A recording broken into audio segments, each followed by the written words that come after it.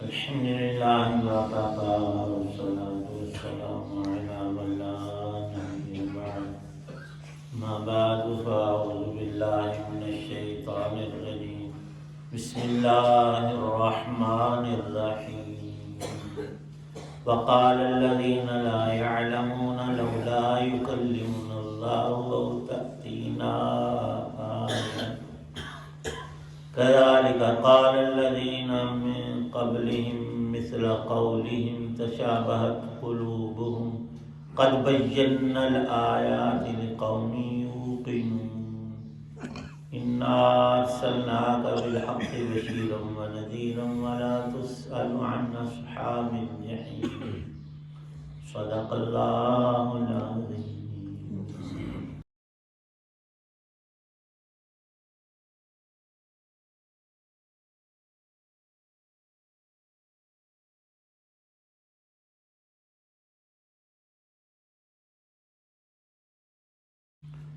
اور جو لوگ علم نہیں رکھتے وہ کہتے ہیں کہ اللہ ہم سے براہ راست کیوں بات نہیں کرتا، یا ہمارے پاس کوئی نشانی کیوں نہیں آتی۔ جو لوگ ان سے پہلے گزرے ہیں وہ بھی اسی طرح کی باتیں کہتے تھے جیسی یہ کہتے ہیں۔ ان سب کے دل ایک جیسے ہیں۔ حقیقت یہ ہے کہ جو لوگ یقین کرنا چاہیں ان کے لیے ہم نشانیاں پہلے ہی واضح کر چکے ہیں۔ اے پیغمبر، بے شک ہم نے تمہیں کو حق دے کر اس طرح بھیجا ہے کہ تم جنت کی خوشخبری دو اور جہنم سے ڈراؤ، اور جو لوگ اپنی مرضی سے جہنم کا راستہ اختیار کر چکے ہیں ان کے بارے میں آپ سے کوئی باز پرس نہیں ہوگی۔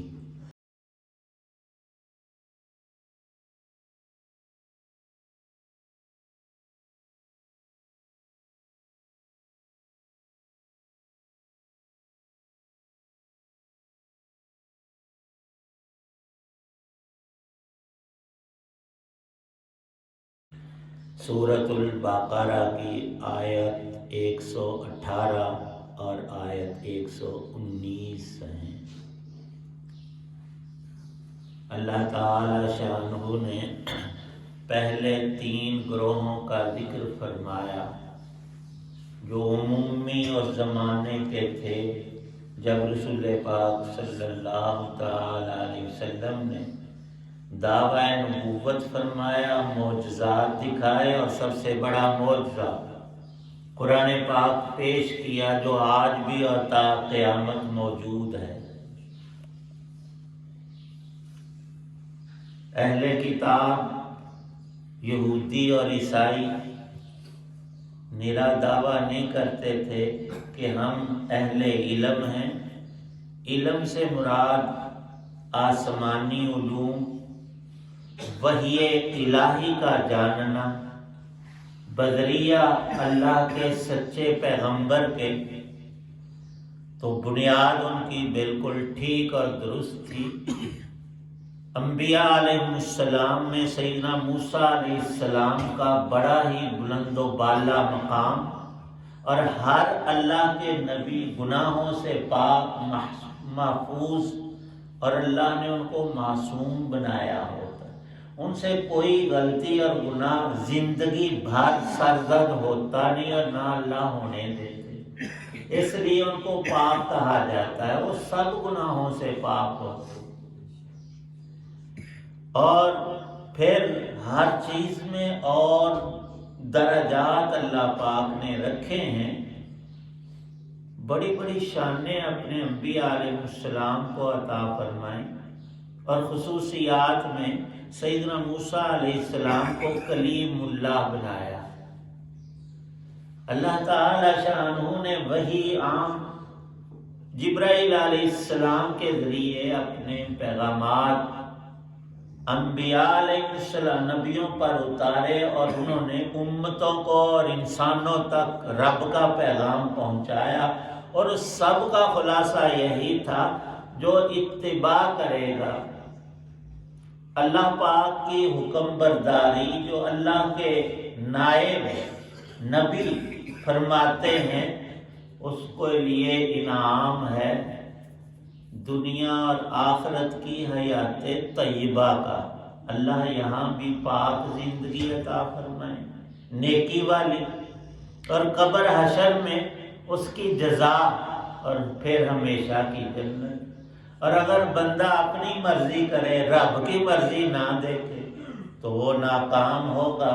اس کے پلے اگر ایمان ہی نہیں تو ہمیشہ کی سزا ہے اس کے لیے، دنیا میں بھی علم سے محروم اور بھٹکتا پھرے گا۔ علم یہ ریاضی اور سائنس اور تجربات یہ چیزیں نہیں ہیں۔ علم در حقیقت اللہ کی ذات و صفات اور احکامات الہیہ کو جاننا ہے، اور یہ ایک سادہ سی بات ہے۔ آج بھی شروع سے کوئی بھی انسان جس چیز کا موجد ہوتا ہے، ایجاد کرتا ہے، بناتا ہے، جس نے پنکھا اور لائٹ بنائے وہ ہم سے زیادہ ان چیزوں کو جانتا ہے، اور ساتھ میں بتاتا ہے اس کے استعمال کا طریقہ کیا ہے، اور صحیح طور سے اس سے فائدہ تمہیں کیوں کر ہوگا، اور الٹ کرو گے اپنی مارو گے تو یہ گاڑی نہیں بندہ چلا سکتا۔ وہ کہتا ہے کہ اس کے یہ بریک ہیں اور یہاں اس کو ایندھن ڈلے گا، پٹرول ہوگا اور ٹائروں میں ہوا۔ ہم الٹا کام کریں، ٹائروں کے اندر پٹرول ڈال لیں اور ٹینکی میں ہوا بھرواتے تو یہ کام چلتا نہیں۔ ہمارا موجد اور خالق، ہمیں بنانے والی ذات اللہ کی ہے، تو ہمارے بارے میں سب سے زیادہ وہی جانتے ہیں، اور انہوں نے ساتھ کتاب اور اصول بتائے ہیں کہ اے بندے تو نے کیسے چلنا ہے، تیری دن رات کی زندگی ٹھیک کیا ہے اور مرضیات کو داخل کر کے گڑبڑ کیا ہے۔ سیدنا موسیٰ علیہ السلام کو بڑے معجزات دیے اور کلیم اللہ ہونے کی شان بخشی، عیسیٰ علیہ السلام کو بھی۔ پھر عربوں میں اللہ پاک نے جب خانہ کعبہ اپنے 2 پیغمبروں سے تعمیر کروایا، سیدنا ابراہیم علیہ السلام اور سیدنا اسماعیل علیہ السلام، تو حج کا حکم ہوا، تب سے اب تک اور اب سے تا قیامت وہ سلسلہ جاری ہے۔ حضرت ابراہیم علیہ السلام پر اللہ نے صحائف اتارے، چھوٹی کتابیں، اور پھر ان کے بیٹے، حقیقی بیٹے اسماعیل علیہ السلام اسی دین ابراہیمی کی تلقین فرماتے رہے۔ عربوں میں وہی دین تھا، لیکن آہستہ آہستہ ہر چیز میں اضمحلال آتا ہے، کمزوری آتی ہے۔ بندہ جوانی کے بعد بوڑھا ہوتا ہے، کیوں؟ کمزور ہونا شروع ہو جاتا ہے۔ اور یہ چیز اللہ نے مخلوقات میں بھی ہمیں ہر وقت سمجھائی ہے۔ ابھی تھوڑی دیر میں سورج طلوع ہوگا تو ہم جیسے پیدا ہوئے، دنیا میں نئے آئے، یہ روز ہر روز طلوع و غروب اللہ نئے انداز سے کرتا ہے۔ طلوع ہوگا، پھر نصف النہار پر اس کا پورا عروج، جہاں تک اس کو رب نے بلند کرنا ہے، ہر روز بلند تر مقام پر پہنچ کر پھر بیچارہ ڈھل جاتا ہے۔ اور یہ الفاظ فالتو نہیں ہے، سورج کا ڈھل جانا۔ یہاں ہم اپنے آپ کو دیکھیں کہ جوانی ڈھل جاتی ہے، بندہ جو چاہے غذائیں اور دوائیں اور چیزیں اور ورزشیں کرتا رہے، عمر کے ڈلنے کے ساتھ کمزوری آئی۔ یہ ہر چیز میں ہوتی ہے۔ چاند کو ہم دیکھ لیں، 15ویں کی رات تھی، پورا نظر آ رہا، 13، 14، 15، 14 کو تو بالکل فل ہوتا ہے، اور نظر آنے میں 13 اور 15 کی رات میں بھی چاند پورا نظر آتا ہے۔ لیکن شروع میں ایسا نہیں تھا، باریک سا تھا، اور پہلی رات تو کسی کو نظر آیا، کسی کو نہیں۔ پھر اگلی رات موٹا ہوا، پھر زیادہ ہوا، پھر اس کی روشنی مکمل ہوئی، اب آج سے کٹنا شروع ہوگا، اور 1 یا 2 راتیں ہر مہینے میں چاند پر ایسی اللہ پاک لاتا ہے، اصطلاح علم میں اس کو محاق کہتے ہیں۔ اس رات نظر آتا ہی نہیں، ہم ساری رات آسمان کو دیکھیں 29 یا 30 میں، تو 1 یا 2 راتیں ہر مہینے میں محاق کی آتی ہیں۔ اللہ اسے طلوع ہوتا ہے، روشنی نہیں ہوتی اور ہماری آنکھ اس کو نہیں دیکھتی۔ قوموں کے اعتبار سے انبیاء علیہ السلام تشریف لائے، آسمانی علوم آئے، وحی الہی لوگوں میں رائج ہوئی، اس میں عروج آیا، پھر زوال ہوتا ہے۔ ہر عروج کو لوگوں نے اس میں کمی بیشی شروع کر دی، اصل چیز کو عدل بدل کر دیا۔ یہ پہلی کتابوں کے ساتھ ہوا۔ تو عام روٹین جو ہے زمانے کی، کہ قرآن کے ساتھ بھی ایسا ہوتا، پر اللہ نے فرمایا کہ نہیں، اس کا محافظ ہوں میں، اس میں کوئی ایک حرف زبر زیر کی رد و بدل کر ہی نہیں سکتا۔ کیوں؟ یہ معجزہ ہے رسول پاک صلی اللہ تعالی علیہ وسلم کا۔ تو جب قرآن اترا اس وقت عربوں کی حالت یہ تھی کہ ان کے پاس علم کچھ نہیں تھا۔ ہم سمجھتے ہیں اسکول کا لکھنا پڑھنا بندے کو آتا ہو، حساب آتا ہو 2 دونی 4، اور ان چیزوں کا پتہ ہو تو یہ عالم ہے۔ اللہ پاک فرماتے ہیں نہیں، علم میرا وہ ہے جو میں نے وحی سے بندوں کو بذریعہ انبیاء علیہ السلام دیا۔ تو در حقیقت علم کیا ہے؟ دین ہے، یہ قرآن علم ہے، شریعت محمدیہ صلی اللہ علیہ وسلم یہ علم ہے۔ آج ہمارے بچے جو یہ علم پڑھ لیں ان کو برے القاب دیے، یہ جاہل، مولوی، اجڑ، اور کئی ہوتے بھی ایسے، انہوں نے بیچاروں نے پڑھا کچھ نہیں ہوتا، صرف انہیں چند صورتیں آتی ہیں اور وہ جماعت کرواتے ہیں، بس مسئلہ مسائل ان کے پلے نہیں ہوتا۔ اور کئی مطالعہ رکھنے والے جنہوں نے یہ علوم پڑھے نہیں ہوتے ان کو خبر ہوتی ہے کہ معاشرے میں لین دین میں شرعی اصول کیا ہے، نکاح طلاق کے کیا مسائل ہیں، وہ اردو میں مل جاتے ہیں، پڑھنے سے آ بھی جاتے ہیں۔ لیکن ایک ہے علم کی تکمیل، کامل عامل عالم ہونا، یہ بڑی شان کی چیز ہے۔ رسول پاک صلی اللہ علیہ وسلم نے ارشاد فرمایا کہ میری وراثت علم ہے، اور علم سے مراد قرآن اور وحی اور حدیث اور دین کے علوم ہیں۔ جس کو اللہ پاک یہ نصیب کر دیں تو اس کی شان امت میں سب سے بڑی ہے۔ بڑی شان نے ارشاد فرمائی، یہ علم عربوں میں باقی نہیں تھا، یہودیوں اور عیسائیوں میں کچھ تھا اور کچھ عدل بدل ہو گیا تھا۔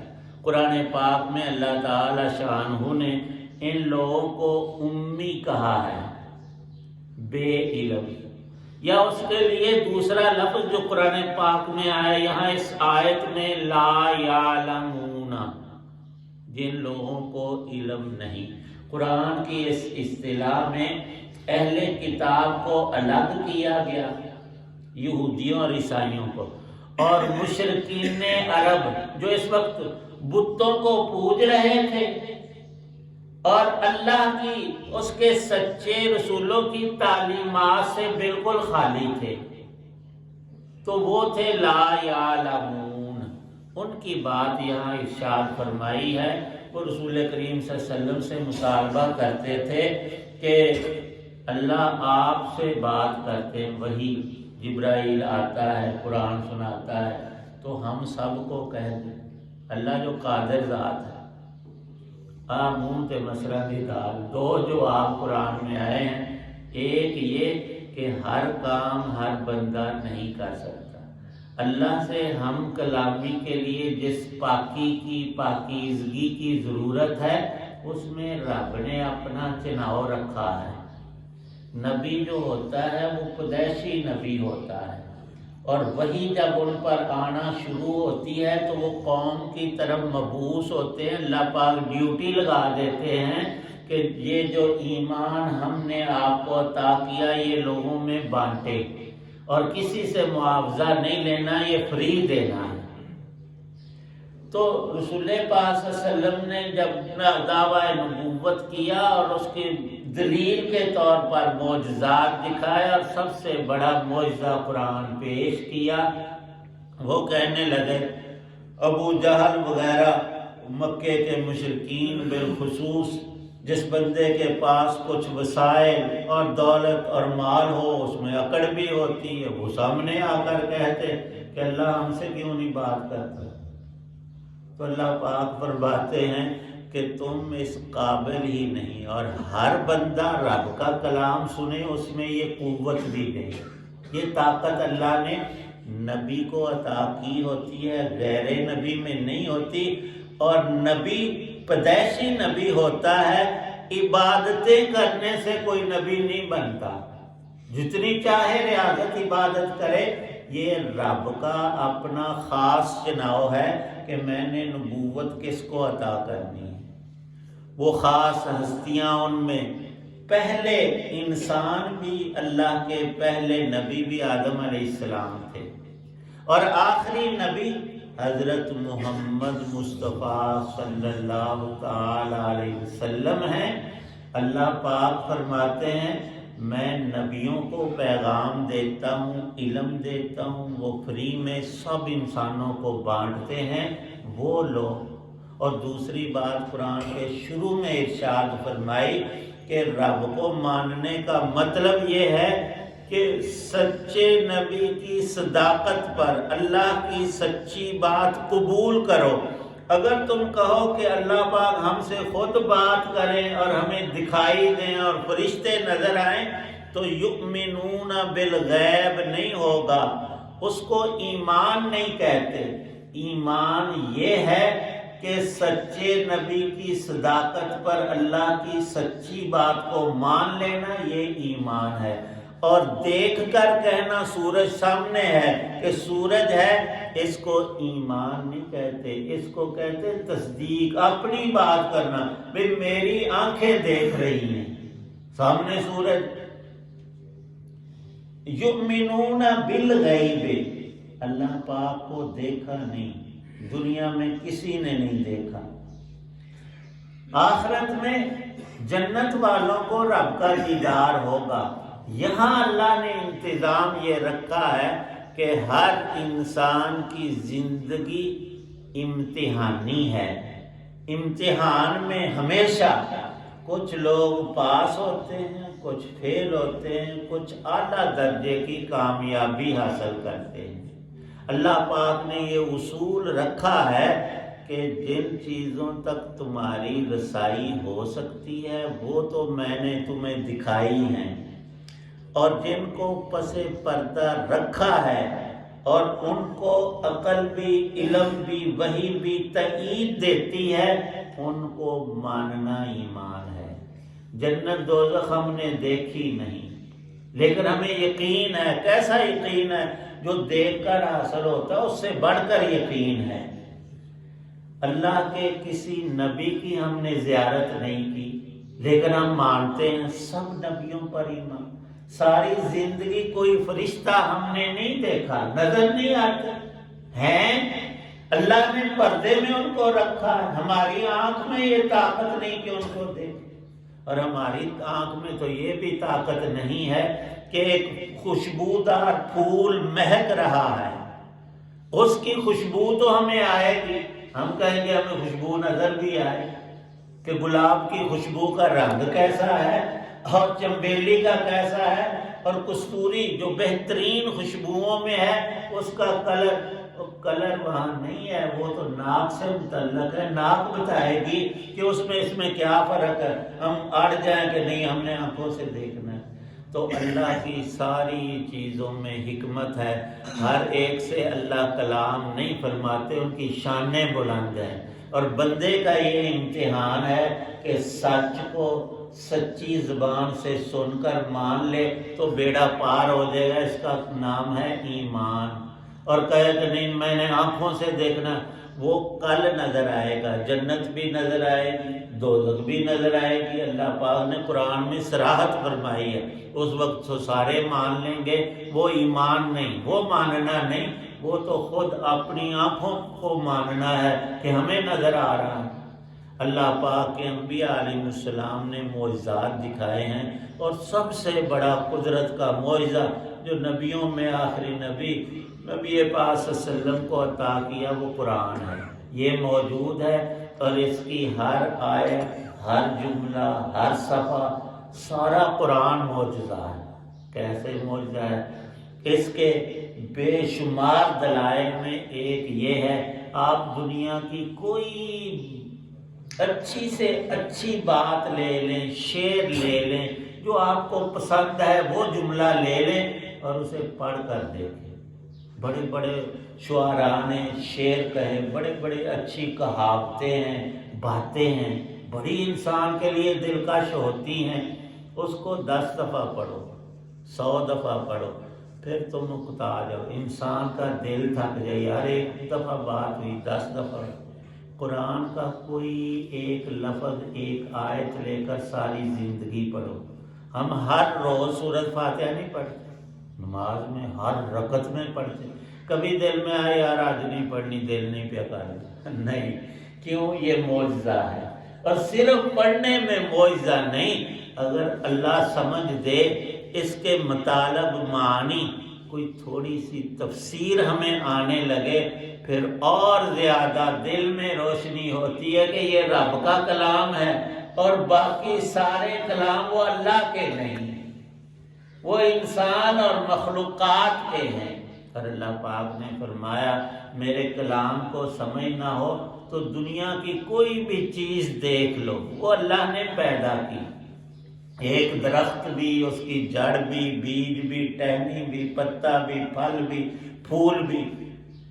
ہونا تو یہ چاہیے کہ ہم قدرت کی چیزوں کو دیکھ دیکھ کر ایسی خود بنانا شروع کر دیتے۔ اللہ فرماتے نہیں، تم پلاسٹک کی تو بنا لو گے، اصلی اور حقیقی ایک پھول کی پتی تم سے زندگی بھر نہیں بنے گی۔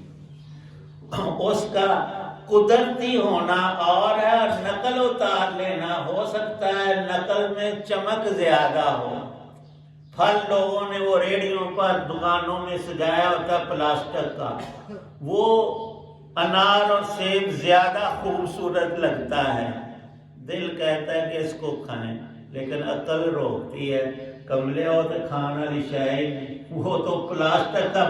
جو قدرت نے چیز بنائی ہے وہ ہم دن رات کھاتے ہیں، پر سمجھ اس طرف نہیں جاتی کہ یہ کس نے میرے لیے پیدا، چپ کر کے روٹی کھا جاتے ہیں، پینے کی بے شمار چیزیں کھانے کی۔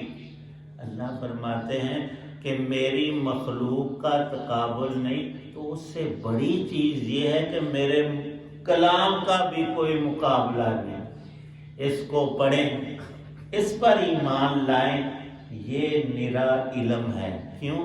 یہ رب کا دیا ہوا ڈائریکٹ انبیاء علیہ السلام انسانوں کی کامیابی کا اصول ہے۔ دوسری آیت میں یہ ارشاد پاک ہے، اے نبی علیہ السلام، جو کافر آپ کی بات کو مانتے نہیں، ضد کرتے ہیں اور کہتے ہیں ہم جو کہیں وہ ہو، رب ہم سے باتیں کرے، اور آپ کو ستانے کے لیے کہتے تھے کہ پہاڑ سونے کا بن جائے یا آپ پر رب خزانے اتارے، نوٹوں کی بارش ہو، سونا چاندی ہو، آپ خود بھی موج کریں، ہمیں بھی لپے بھر بھر جوریاں بھر بھر کے دیں، پھر تو ہم مانیں نا آپ اللہ کے نبی۔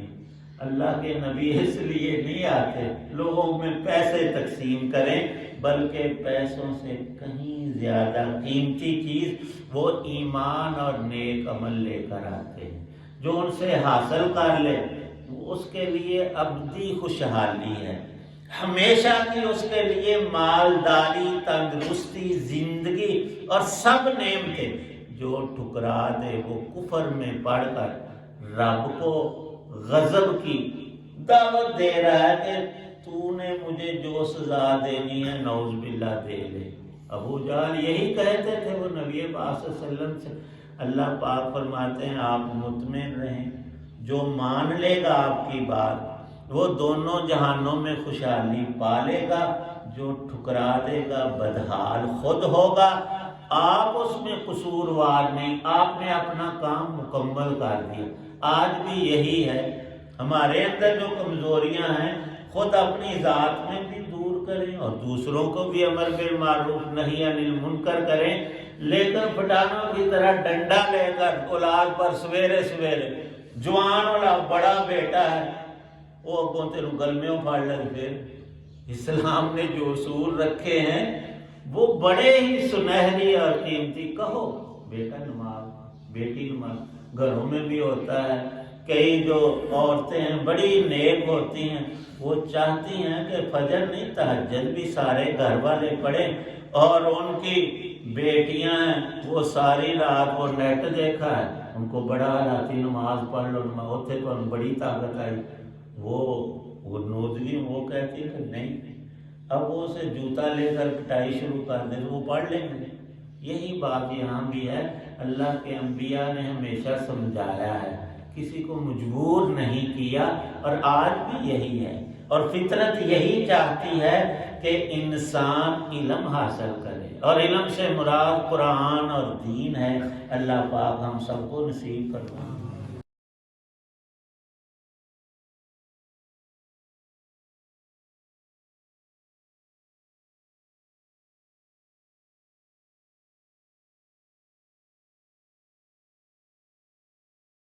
الحمدللہ رب العالمین والصلاة والسلام علی رسولہ النبی الکریم۔ ربنا ظلمنا انفسنا وإن لم تغفر لنا وترحمنا لنكونن من الخاسرین۔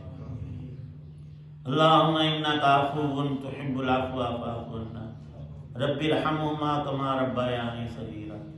یا اللہ پاک سب بیماروں کو کامل تندرستی عطا فرما، یقین محکم نصیب فرما، ایمان کامل عطا فرما، سب مسلمانوں کو تمام برائیوں سے ہمیں بھی بچنے کی توفیق عنایت فرما، خود بھی بچیں اور دوسروں کو بھی تلقین ضرور کریں۔ آگے ہر انسان کو اللہ نے دنیا میں آزادی دی ہے، بلا برا اس نے خود کرنا ہے، خود بھگتنا بھی ہے۔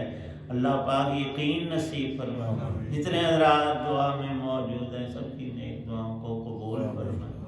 یا اللہ پاک تمام مسلمانوں کو دین کی سمجھ، علم، عمل کی توفیق عنایت فرما، قرآن پاک کا نور نصیب فرما۔ صلی اللہ تعالی علی خیر خلقہ محمد وعلی آلہ وصحبہ وآل بیتہ اجمعین۔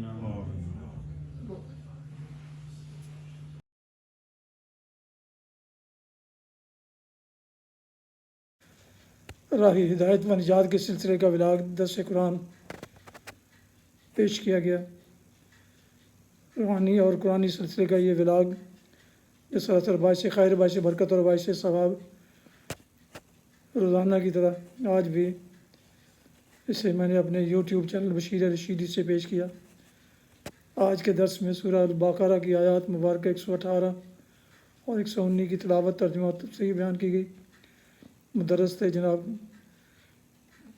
حافظ قاری مولانا محمد اقبال صاحب۔ اگر آپ نے اس چینل کو ابھی تک سبسکرائب نہیں کیا تو ضرور سبسکرائب کیجیے گا، دوستوں سے شیئر کر کے بیل آئیکن کو بھی پریس کر دیجیے گا تاکہ اس طرح آنے والے یہ روحانی قرآنی نوٹیفیکیشنز آپ تک اور دوستوں تک باقاعدہ اور بر وقت پہنچتے رہیں۔ اپنی دعاؤں میں پیارے وطن، والدین، آباء و اجداد، دوستوں احباب کے علاوہ اس ناچیز کو بھی شامل فرمائیں تو انتہائی شکر گزار ہوں گا۔ اللہ تعالیٰ آپ کا، آپ کے لکھانہ کا اور بچوں کو آباد رکھے، خوش شادباد رکھے، آمین۔ السلام علیکم ورحمۃ اللہ وبرکاتہ۔ پاکستان زندہ باد۔ اللہ حافظ۔